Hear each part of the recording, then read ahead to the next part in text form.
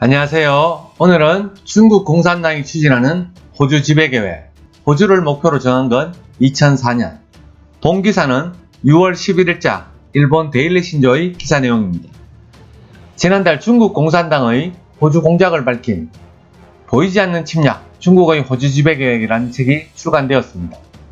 저자는 호주 작가이며 찰스 스타트대 교수인 클라이브 해밀턴 씨입니다.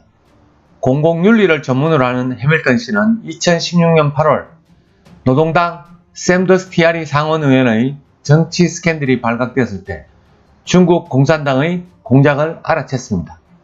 이 의원은 중국 공산당과 연관이 있는 중국인 재력가와 유착, 이것을 계기로 호주의 주요 정당에 중국 자금을 지원하게 됩니다.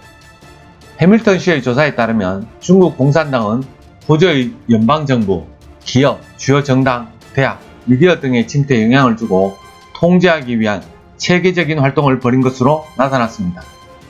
중국이 호주를 목표로 정한 것은 2004년 8월이며 중국 외교관을 베이징에 모아 비밀 회의를 열었습니다.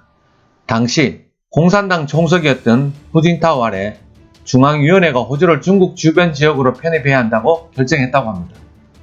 중국 최대의 노림수는 미 호주 동맹을 무너뜨리고 호주를 속국화하는 것이었다고 합니다.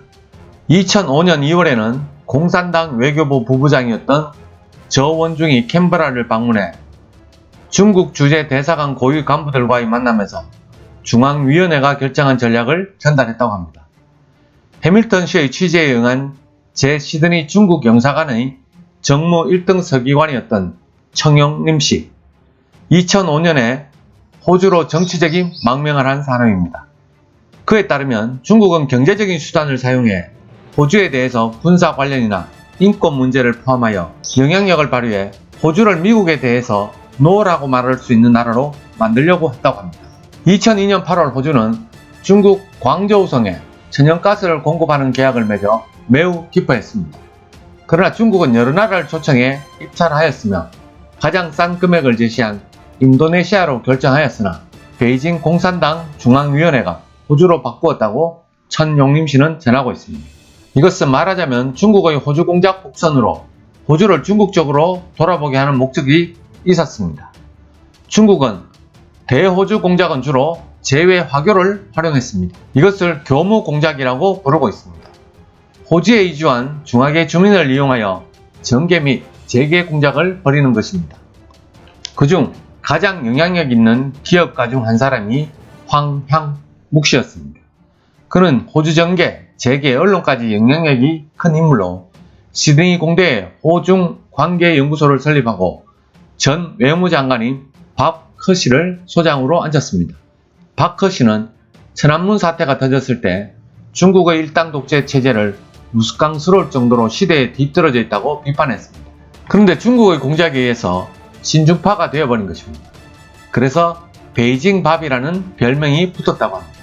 2019년 호주 당국은 황향묵과 중국 공산당 간의 연결고리를 조사한 후 영주권을 박탈하고 재입국을 금지했으며 시민권 신청을 기각했습니다. 호중관계연구소는 겉으로는 중국 관련 발전을 위한 연구기관입니다. 그런데 그 세미나나 출판물의 내용을 보면 중국 공산당 선전물 그 자체로 볼 수 있습니다. 황향묵은 첫머리에서 소개한 샘 더스티아리 상원의원에게 자금을 제공한 인물이기도 합니다. 저는 시드니에서 대학원생이었을 때 중국계 학생들과 친해졌습니다. 이들은 호주에서 태어나고 자란 이민 2, 3세로 적당히 서양화가 되어 사귀기가 쉬웠습니다. 성실했고 공부도 열심히 했습니다. 그런데 최근 호주의 주요 대학들의 분위기가 확 달라졌더군요. 유학생의 40%는 중국인으로 그들은 중국 정부의 관리하에 있습니다. 중국으로부터 외국 교육을 받고 있습니다. 중국 유학생들의 임무 중에는 중국계 비판적인 개인이나 단체의 감시가 포함된다고 합니다. 교사가 중국에 비판적인 발언을 하거나 중국 정부의 견해가 맞지 않는 자료를 사용한다면 사과를 요구한다고 합니다. 영사관에서 대학에 직접 항의가 들어올 수도 있습니다. 중국은 다음에 일본을 타깃으로 할 가능성이 있습니다.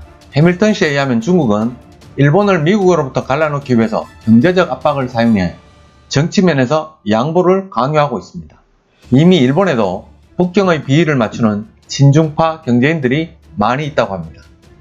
중국은 미일 동맹을 결정적으로 약화시켜야 일본을 지배할 수 있음을 잘 알고 있는 것입니다. 이미 중국은 미일 동맹을 약화시키기 위한 손을 쓰고 있습니다. 미국과 중국의 무역전쟁이 치열해지고 있는 가운데 아베 신조 총리가 재작년 10월 경제인을 동반해 중국을 방문했었습니다. 중국은 천안문 광장에 일장기를 내걸고 대대적으로 반겼습니다. 이때 나카니시 히로아키 일본 경단련 회장은 중국은 적이 아니라 우리를 원한다고 말했습니다. 코로나 때에도 마찬가지였습니다. 다른 나라가 중국 전역에서 입국을 거부하는 가운데 일본은 좀처럼 입국을 거부하지 않았습니다. 우한이나 저장성에서 입국만 거부하고 있었습니다. 이는 습근평의 일본 방문이 예정되어 있던 것이나 중국에 대한 배려라고 생각됩니다. 정부는 국민의 안전보다 중국을 우선시하고 말았습니다. 일본은 미중의 틈새에서 어부지리를 얻으려고 하는 고전적인 생각을 할지 모르지만 파멸로 연결될 것입니다. 미국과 중국이 다투고 있는 만큼 미국의 동맹국인 일본은 중국에 대한 의연한 태도를 취해야 합니다. 오늘 준비한 소식은 여기까지입니다. 감사합니다.